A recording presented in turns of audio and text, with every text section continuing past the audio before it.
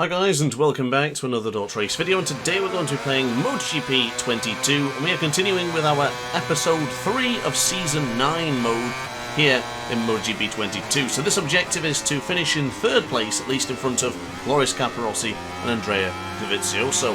But with the further objective, because I'm a bit of a completionist, I want to try and get all the objectives done, we need to finish ahead of 4th position by at least 0.5 seconds. So half a second clear of 4th position and ahead of Capirossi and Dovizioso.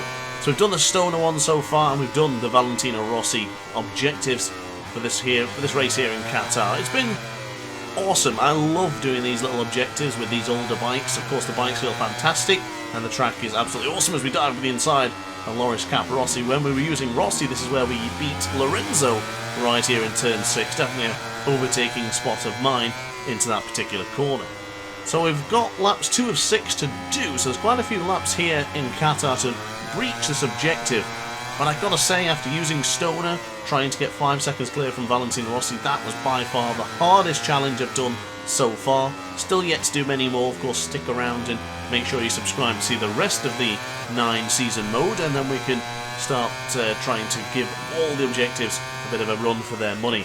But now to the right hand side with a very difficult corner for turn 12, keeping it very tight to the apex. Still a little bit too tight there actually, touching the inside of the rumble strip. But good to see now in 3rd position. The first objective is done.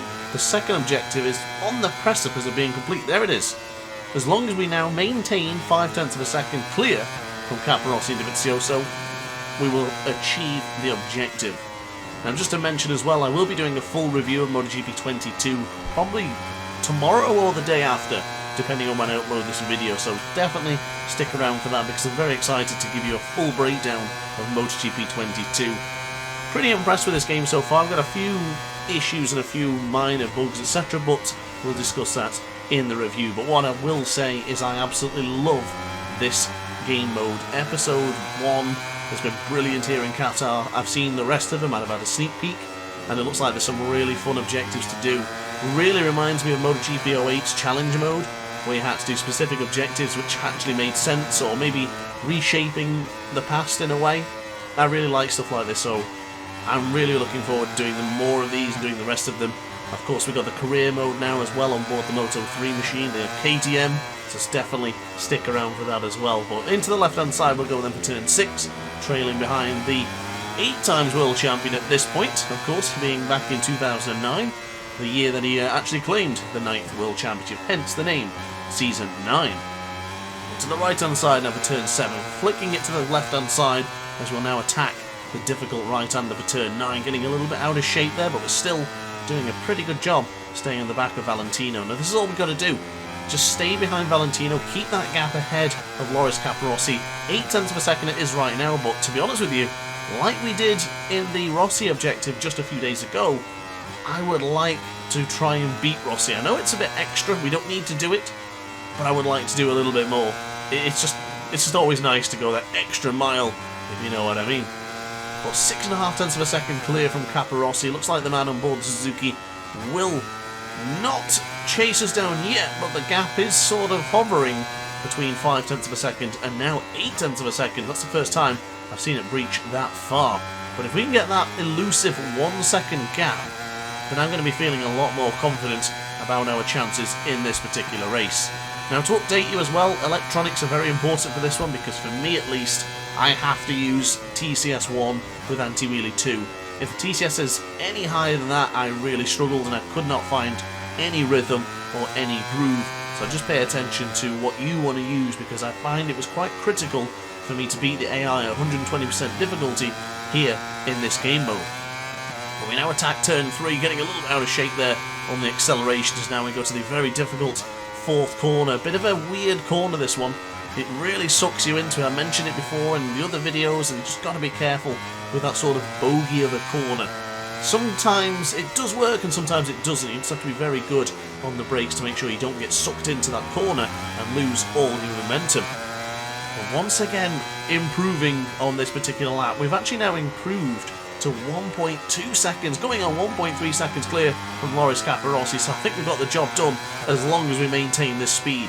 But I'm still really clawing in the back of Valentino Rossi now. It would be great to get second. It would be a time paradox. It would be an absolute time paradox going back to 2009 and replacing Rossi for second and with Lorenzo from third position.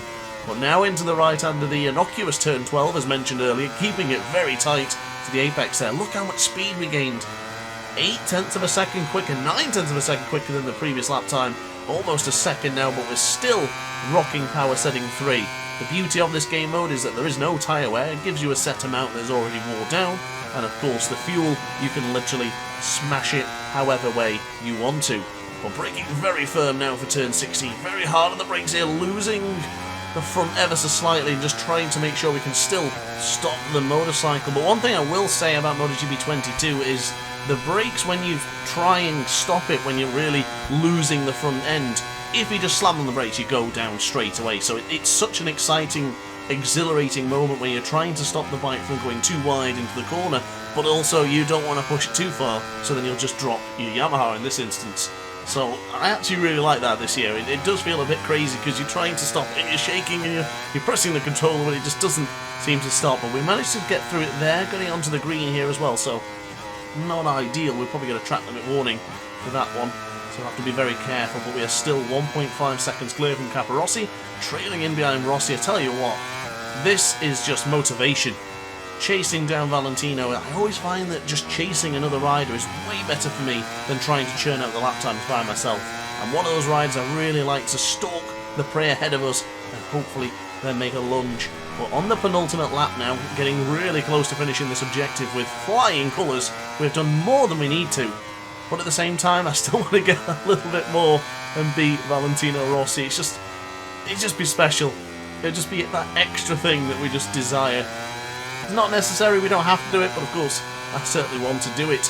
Let me know in the comment section down below, guys. Are you trying to get the additional objective, or are you just trying to finish it and be moving on to the next objective? Because the way I'm going to be doing it is I'm going to be covering each Grand Prix, doing all the episodes for it, and then moving on to the next one to hopefully complete all the objectives next. 0.3 of a second we have improved this lap time to, maybe 2 and a bit.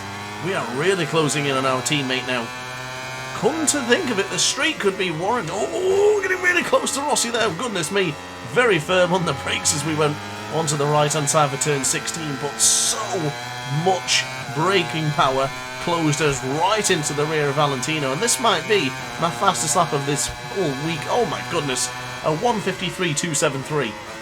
When I was in the front with Stoner, I could not get the lead. Like, oh God, Rossi's going, oh my God. It's a time paradox.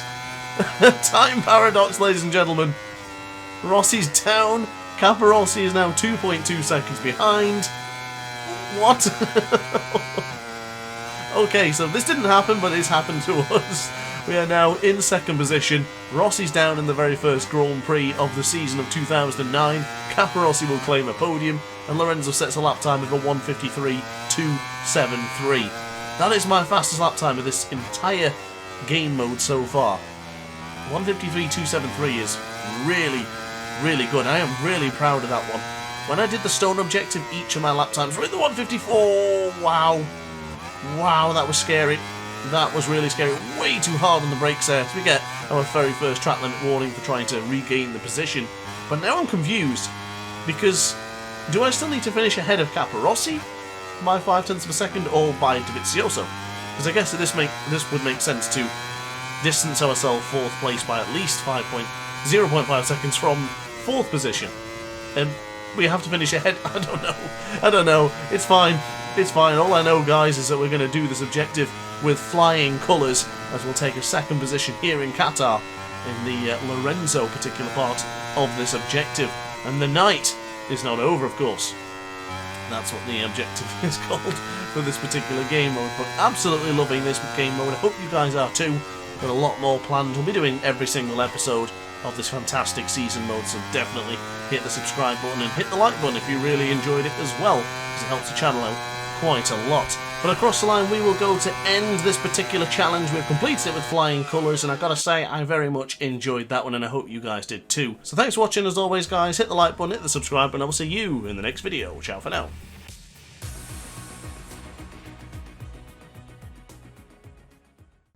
Oh hi, didn't quite see you there. Good to see you're still here. If this video didn't quite sate your appetite, then why not watch some more DrAce content by clicking the video shown on screen now. Furthermore, if you would like to follow me on social media, you can do so now, with the links down in the description. Consider subscribing so you don't miss a single DrAce video.